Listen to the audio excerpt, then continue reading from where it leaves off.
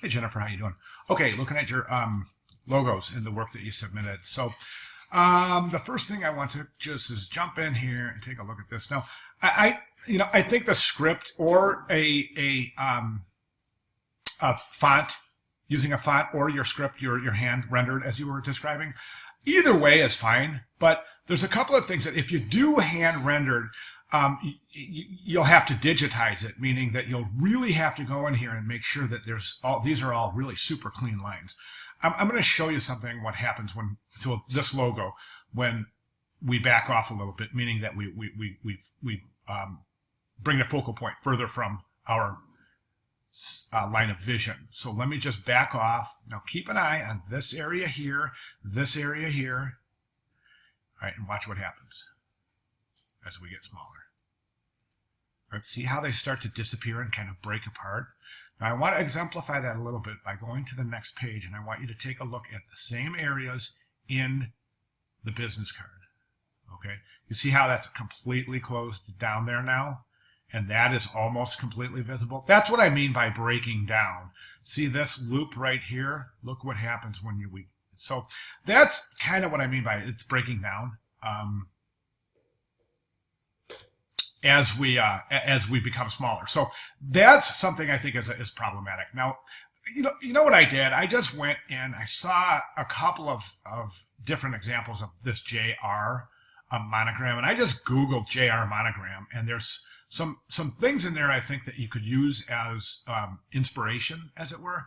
And some really good ideas to show how to kind of connect these letters together so that they don't fall apart. I mean, maybe take a look at that. Do a little bit of visual research to see how other designers have designed this particular JR monogram, as it were. I think you'll get some good ideas. I looked over there, and there are some good ideas there I think that will help. See, areas like this right here are problematic, but see how it's irregular? So, okay, moving to the business card itself, I'm going to say that you're going to want to have, I wouldn't include a phrase on the business card. As a student designer, I would do this. I would just put the logo, your name, and the same contact information that you'll use in your portfolio. Meaning that I'm going to go ahead and suggest that you use a traditional setup on your business card, meaning that, give your actual telephone number, your actual mailing address, and maybe your web address. But I wouldn't just leave your web, your email address. I would definitely leave traditional telephone address, traditional postal address on that. Believe it or not, a lot of people are still going to be looking for that, Jennifer. Okay. So, and then finally, let's talk about color. Using black and white is a pretty dramatic decision. And I think it's, not a wise decision.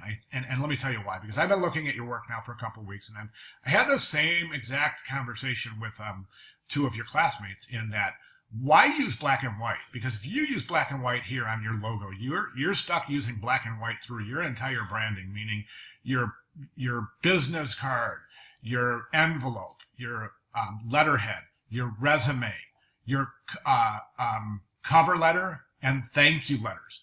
Your leave behind package, your portfolio pages are all going to have to be branded using this type of color and feel. So are you sure you want to go black and white? I think the one comment I made to some of your classmates is this, that resonated with them, is that, I've been looking at your work now, and I'm not seeing this. Black and white is almost an aggressive way to brand yourself. And that's great if you're a tattoo artist, but you've got some finesse as a designer. So I'm not seeing that in the starkness of black and white.